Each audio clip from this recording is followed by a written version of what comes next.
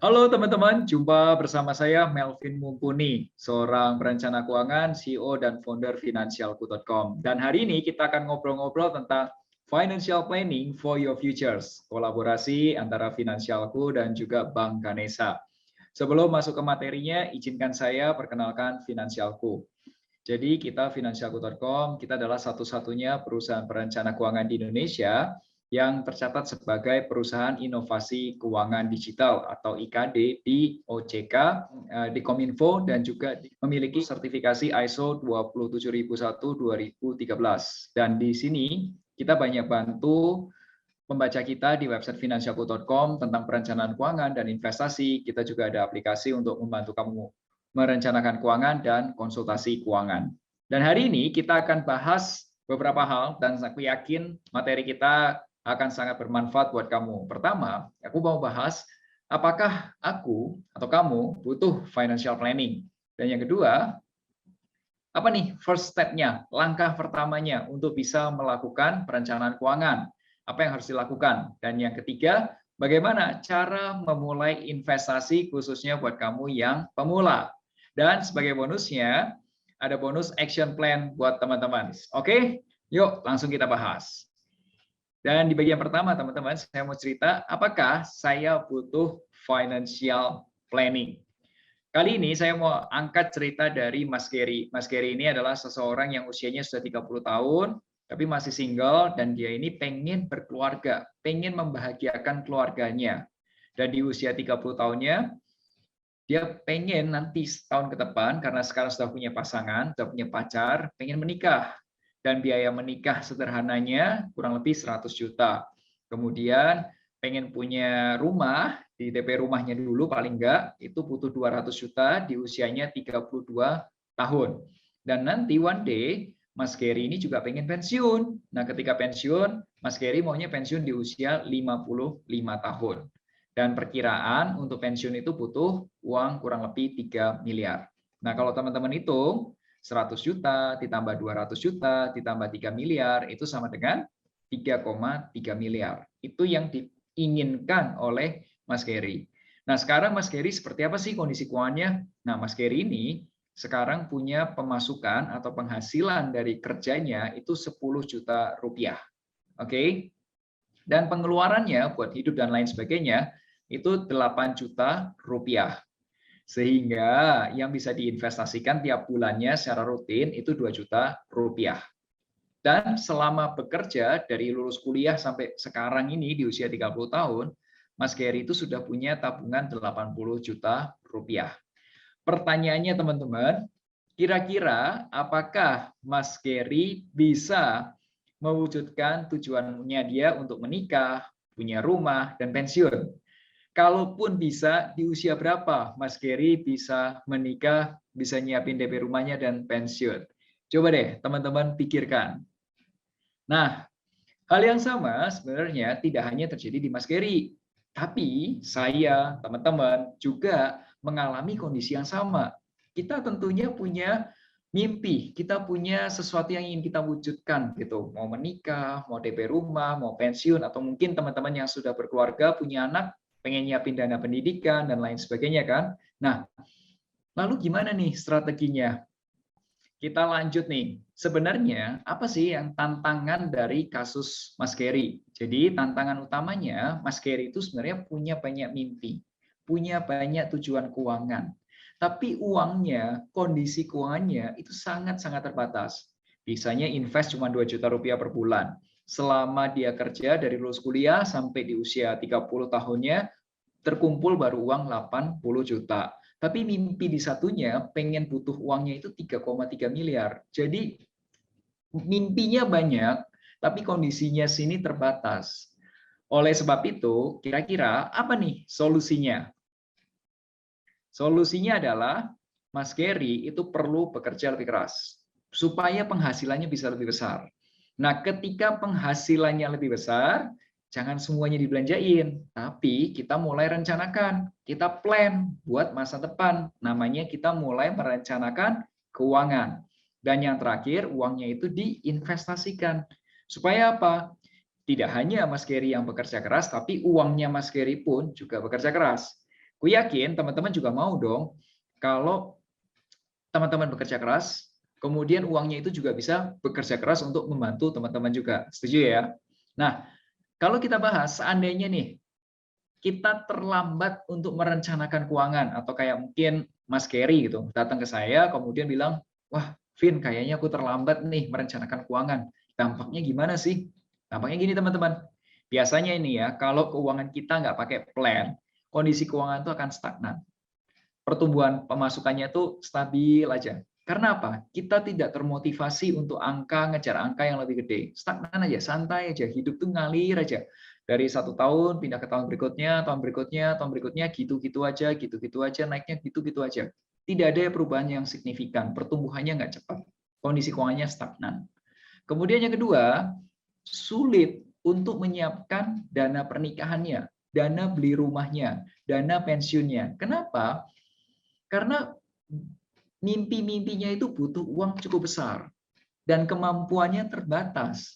Nah, kalau ini terlambat setahun aja, itu sudah berat ngejarnya. Apalagi kalau terlambatnya beberapa tahun.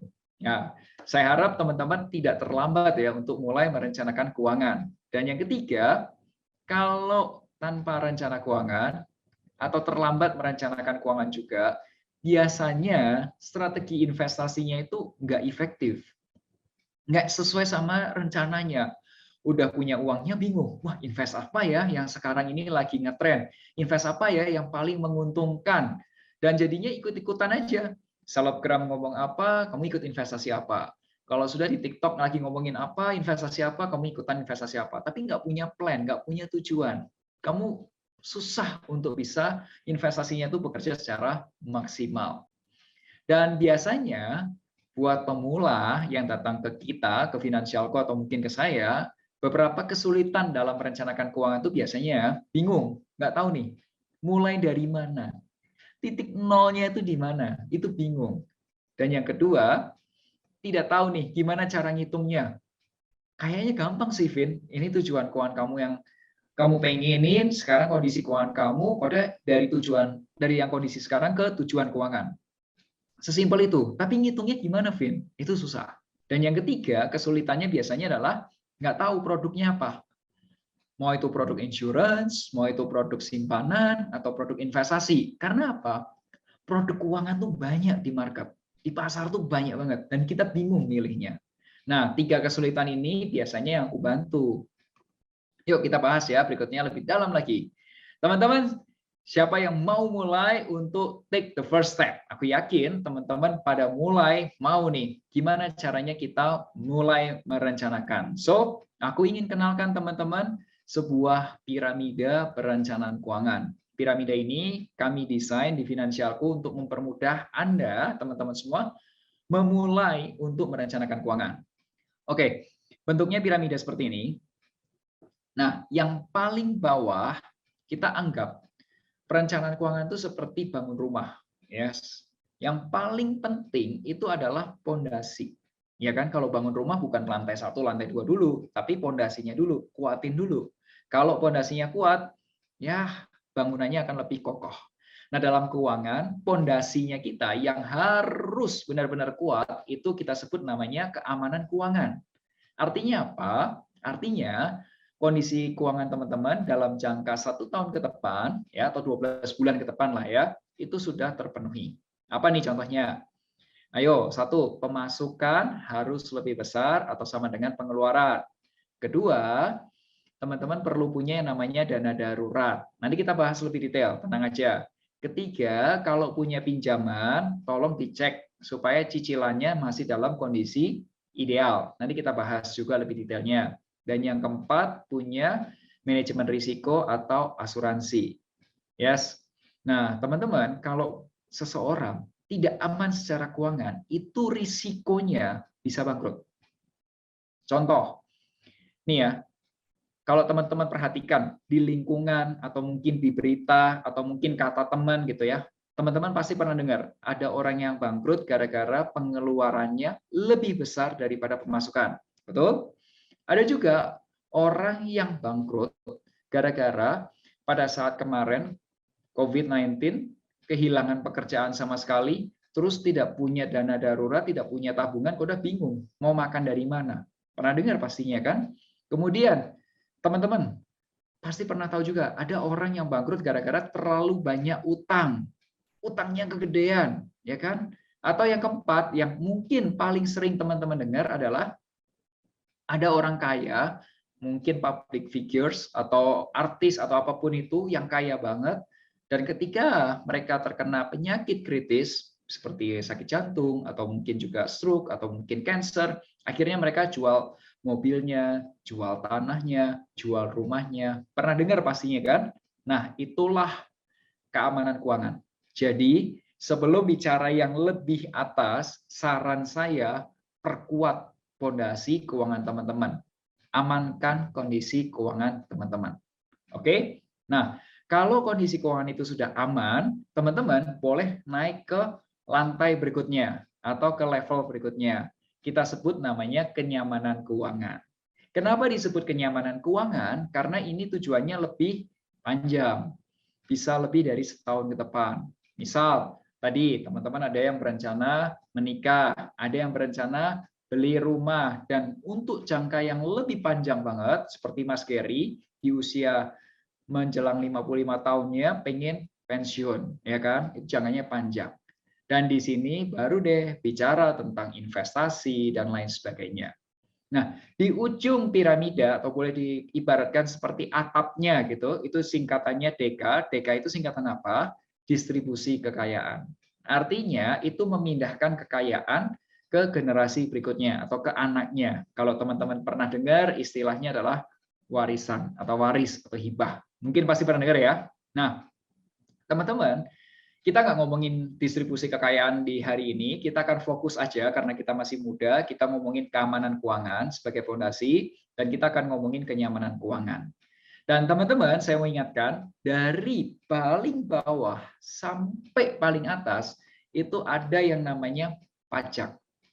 Bukan berarti harus bayar pajak, tapi ada juga yang harus lapor pajak, gitu. Dan semuanya pasti ada urusannya dengan perpajakan. Jadi, kalau teman-teman tanya, Vin, kalau misal mulai merencanakan keuangan, mulai dari mana? Dari yang paling pondasi paling bawah, yaitu cash flow, dana darurat, pinjamannya diberesin, dan manajemen risiko. Setelah itu baru fokus ke investasi. Kita bahas lebih dalam ya, supaya teman-teman lebih kebayang ya. Ada orang mengatakan merencanakan keuangan itu sulit. Tapi lebih sulit lagi kalau nggak ada uang yang direncanakan. So makanya yang paling penting kita perlu memperbesar pemasukan kita. Kali ini saya mau ceritain aja cara mengamankan keuangan, mulai dari nambah penghasilan sampai nanti ke proteksi. Oke, dan di piramida itu tadi ada beberapa bagian. Yang paling bawah ada 5 bagian. Teman-teman masih ingat ya? Nah, yuk kita bahas satu-satu. Ya, kita mulai ya.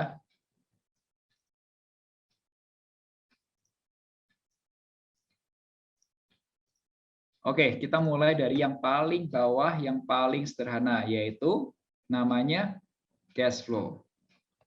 Cash flow itu kita bicara apa? Ya, cash flow. Kayak saya tulis ya, cash flow. Itu bicara tentang apa? Pemasukan harus lebih besar daripada pengeluaran. Simpel ya, teman-teman ya. Nah, sekarang kalau teman-teman lihat di keuangannya teman-teman itu sudah tidak ada yang bisa dihemat. Aduh Vin, gue udah hemat banget nih. Semua sudah minim gitu. Udah, sekarang waktunya teman-teman perbesar pemasukan. Caranya gimana? Apakah teman-teman punya kerjaan sampingan di waktu weekend, Sabtu minggunya, atau mungkin juga bisa berdagang, mau beli jualan baju, atau mungkin jualan parcel, atau jualan makanan, atau jualan apapun, pokoknya dagang gitu. Atau yang ketiga punya project. Contoh, projectnya sesimpel ada UMKM baru, resto baru, kemudian teman-teman bantu foto, bikinin menunya, atau bikinin tampilan desainnya, dan lain sebagainya. Apapun itu, yang penting teman-teman bisa nambah pemasukan. Oke? Nah, kemudian yang kedua, teman-teman, kita akan fokus ke bagian dana darurat.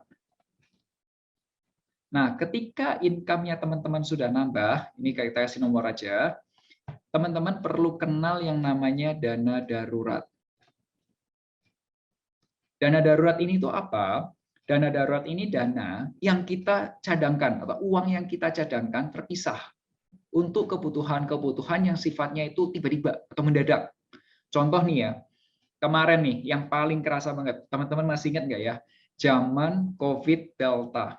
Pada saat itu, karena saya tinggal di kota Bandung, mungkin teman-teman juga ada yang tinggal di kota Jakarta, merasakan banget, itu jalanan tuh ditutup.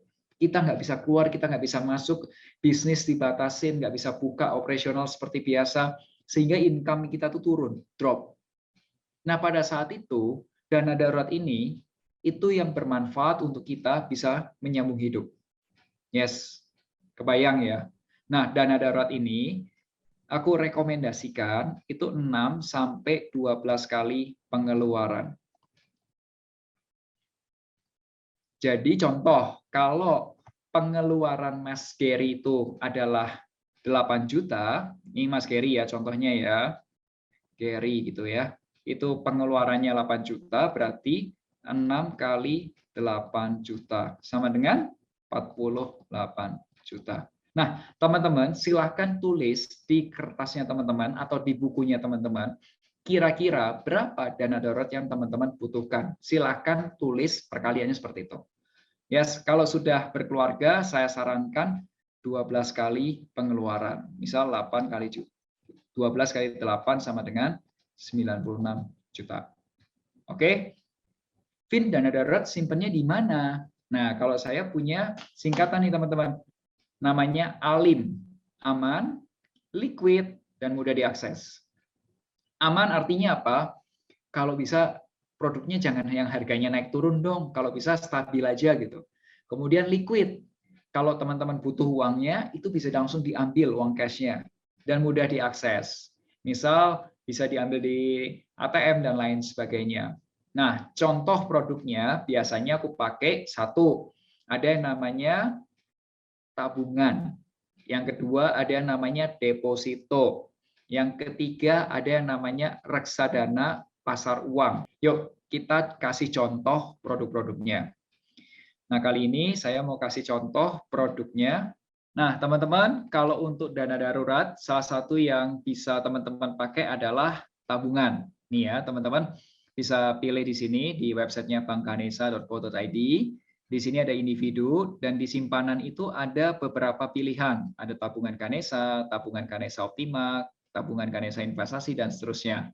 Nah, salah satu yang teman-teman bisa coba cek itu adalah tabungan Ganesa Investasi. Tabungan Ganesa Investasi ini salah satu produk yang bisa dipakai buat dana darurat. Cocok banget. Kenapa? Karena aman dan fleksibel. Tadi aman, liquid. Gitu.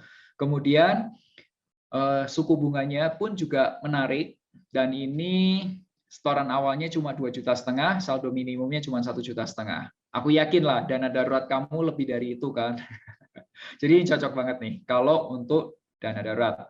Selain itu ada juga produk lain dari Bank Ganesa itu yang namanya Deposito Ganesa atau Ganesa Time Deposit. Nah, di sini juga cocok nih karena pastinya suku bunga di deposito lebih tinggi dibanding tabungan ya. Jadi teman-teman bisa kombinasikan antara tabungan dan juga deposito. Nah, satu lagi ada produk yang namanya reksadana pasar uang. Teman-teman untuk investasi reksadana, teman-teman bisa cek di sini individu, terus kemudian di sini ada reksadana. Sekarang ini teman-teman sudah mulai tahu nih, bagian pondasi itu ada cash flow, ada dana darurat, ya kan? Dana daruratnya tadi sudah tahu, disingkat ALIM, aman, liquid, mudah diakses.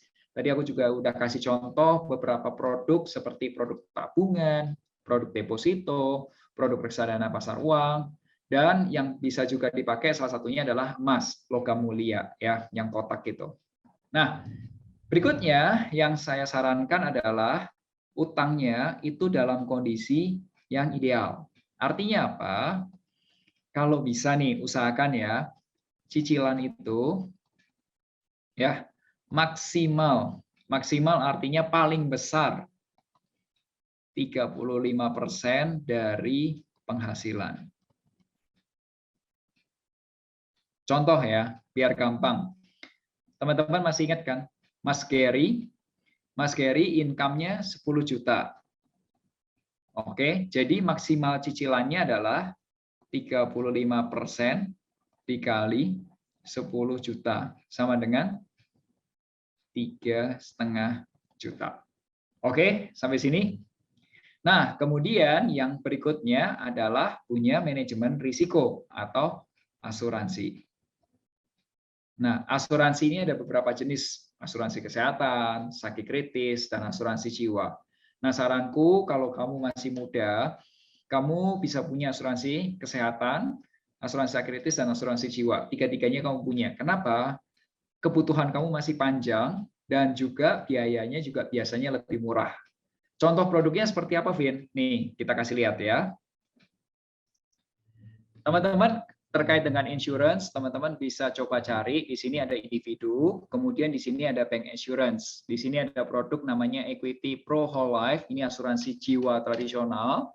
Dan ada juga Equity Flexi Savelink, ini asuransi unit link. Nah, teman-teman bisa tanyakan ke Bank Ganesha untuk detail produknya. Teman-teman sudah aman di bagian yang fondasi ini, dua ini, dari cash flow, dana darurat, kemudian utangnya udah oke, asuransi sudah oke. Nah, teman-teman bisa mulai nih ke tujuan yang lebih tinggi, yaitu tujuan keuangannya jangka menengah atau dan panjang. Ini tujuan keuangan. Tujuan keuangannya contoh tadi kalau Mas Gary pengen menikah, pengen DP rumah, dan tujuan yang jangkanya panjang seperti pensiun. Dan di sini itu butuh yang namanya investasi. Investasi itu artinya uangnya kita, misalnya ya, investasi itu gini. Yang keempat, kita mulai investasi. Nah, investasi itu contohnya, misal uang kita yang tadinya 1 juta, bisa bertumbuh menjadi, katakanlah 1,2 juta dalam waktu 2 tahun. Nah, itu artinya investasi, uang kita bertumbuh. Oke, nah kita bahas ke investasi. Yuk, kita kembali ke slide. Oke, take the first step. Berikutnya, kita lanjut ke bagian investasi. Nah, teman-teman, bicara mengenai investasi, itu tuh untuk pemula. Pemulanya itu ada macam-macam. Contohnya ada Randy. Randy ini itu baru punya uang 10 juta rupiah. Dan cuma bisa investasi 1 juta rupiah per bulan. Tapi rutin, setiap bulan. Januari 1 juta, Februari 1 juta, Maret 1 juta. Ini bukan tipikal yang model kayak bulan ini ada, bulan depan nggak ada, bulan ini ada, bulan depannya lagi nggak ada, nggak seperti itu. Tapi yang rutin 1 juta, 1 juta, 1 juta, 1 juta. Itu Randy. Wajar, fresh graduate kan. Tapi ada juga Ibu Rita. Nah, Ibu Rita ini adalah seorang profesional senior, katakanlah sudah level manajerial atau mungkin vice president gitu ya, VP. Udah punya uang 1 miliar. Nah, maunya investasinya itu yang aman-aman aja. Yang gampang banget gitu. Karena Ibu Rita udah capek kerja gitu. Pengennya ya uangnya bekerja yang aman aja gitu. Nah, kalau untuk Randy, teman-teman, aku saranin investasi yang sifatnya atau namanya reksadana. Reksadana itu ada yang namanya reksadana pendapatan tetap, ada reksadana campuran, reksadana saham. Nah, kalau untuk Ibu Rita, aku sarankan yang namanya obligasi negara. Jadi kalau untuk Ibu Rita, ada beberapa seri, ada SR, ada juga ORI. Jadi kembali, kalau untuk pemula banget, saranku adalah coba dulu, ya, baik itu di reksadana atau di obligasi negara, tergantung kondisi keuangannya teman-teman. Ya. Dan reksadana itu bisa dimulai dengan uang 1 juta rupiah. Menurutku 1 juta rupiah itu sangat-sangat terjangkau lah untuk teman-teman semua. Betul? Yes. Yuk, Vin, kalau kamu sendiri investasi seperti apa? Nah, teman-teman, kalau misal teman-teman sudah mencoba investasi pertama dan pengen lebih tinggi lagi, pengen lebih advance lagi, lebih efektif lagi, caranya gimana? Caranya seperti ini, teman-teman. Ini yang aku lakukan. Contoh kalau aku bantu Mas Gary untuk beli rumah, ya. Katakanlah gini, berapa sih harga rumahnya? 500 juta rupiah. Kapan nih mau beli? Contohnya 5 tahun lagi, mungkin 6 bulan, 60 bulan. Berapa uang yang kamu miliki sekarang ini? 100 juta rupiah. Berapa uang yang bisa diinvestasikan setiap bulannya? Katakanlah 10 juta rupiah. Nah, setelah dihitung dengan financial calculators, harga rumah itu akan naik. Ya kan, teman-teman tahu kan lah ya, kalau harga rumah itu kecenderungannya akan naik gitu. Mungkin bangunannya bisa turun, tapi tanah pasti naik gitu kan. Nah, itu 10% per tahun. Jadi dari yang 500 juta itu bisa naik ke 822 juta dalam waktu 5 tahun. Nah, investasi awalnya itu 100 juta, dan setelah dihitung, ternyata target investasi bulanannya adalah sekitar 8,4 juta, atau sekitar 8,5 juta lah. Gitu. Asumsinya target investasinya 10% per tahun. Nah, dari sini biasanya aku baru melakukan alokasi investasi. Aku bagi nih investasinya. Contoh, aku bagi ke reksadana pasar uang, katakanlah 20%, reksadana pendapatan tetap 20%, obligasi negara katakanlah 20%, dan ada reksadana saham katakanlah di 40%. Nah, ketika sudah dipilih alokasinya, kita pilih produknya. Ya, kali ini saya tidak memberikan contoh langsung produknya apa. Katakanlah kita sudah pilih produknya, kita mulai investasi rutin bulan pertama, bulan kedua, bulan ketiga, bulan keempat, dan seterusnya. Kita review juga berkala. Paling nggak sebulan sekali lah kita lihat, oh reksadana pasar uangnya bertumbuh, oh reksadana pendapatan tetapnya bertumbuh, oh obligasinya oke, nggak ada masalah, reksadana sahamnya juga bertumbuh. Kita review lagi di bulan kedua, review bulan ketiga, dan seterusnya. Sampai suatu ketika uangnya sudah cukup gede dan kita bisa mulai beli tujuan kita. Atau misal contohnya di sini rumah kita. Vin, kok investasi kelihatannya susah gitu ya, Vin ya? Enggak, teman-teman. It's okay sebenarnya, karena kalau kalian baru pertama kali investasi mungkin kelihatannya susah. Tapi ketika kita sudah coba, mungkin 1 juta pertama kita di reksadana, atau mungkin mulai di surat utama pemerintah, terus kemudian perlahan makin dijalanin, makin dinikmati hasil investasinya, kalian juga akan merasa terbiasa. Tapi kalau kalian pengen belajar lebih lanjut, silahkan aja coba belajar lebih lanjut atau juga ngobrol dengan ahlinya. Dan kalaupun kamu ada pertanyaan, kamu boleh hubungi aku, Melvin Mumpuni, bisa di Instagram atau mungkin bisa di website. Hari ini kayaknya kita sudah banyak ngobrol dari A sampai Z, dan biasanya peserta webinar itu biasanya pengennya apa? Ekspektasinya tuh pengen mulai merencanakan keuangan.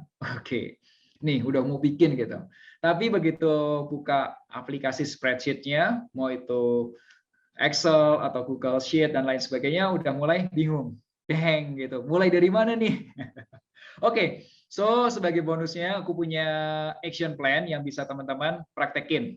Yang pertama, saya sarankan review keuangan teman-teman, lakuin financial check up. Yang kedua, teman-teman bisa tambah pemasukan aktifnya. Tadi teman-teman masih ingat ya, apakah ngejar bonus, apakah punya penghasilan sampingan, apakah berdagang, atau punya project, dan lain sebagainya. Dan yang ketiga, coba lakuin financial planning. Kamu boleh lakuin sendiri, yes, pakai aplikasi gitu, atau bisa dibantu profesional perencana keuangan. Dan yang keempat, ayo biasakan rutin berinvestasi sesuai sama rencana keuangan kamu. Nggak apa-apa, 1 juta pun nggak apa-apa, 1 juta tiap bulan pun nggak apa-apa, karena one day kamu bisa jadi 10 juta per bulan. Tapi kalau kamu nggak mulai dari 1 juta pertamamu, kamu nggak akan dapet tuh 10 juta pertamamu tiap bulannya. Yes, mulai rutin. Yang kelima, action plan yang bisa kamu lakukan adalah pilih produk-produk simpanan dan investasi yang sudah terdaftar dan diawasi oleh OJK.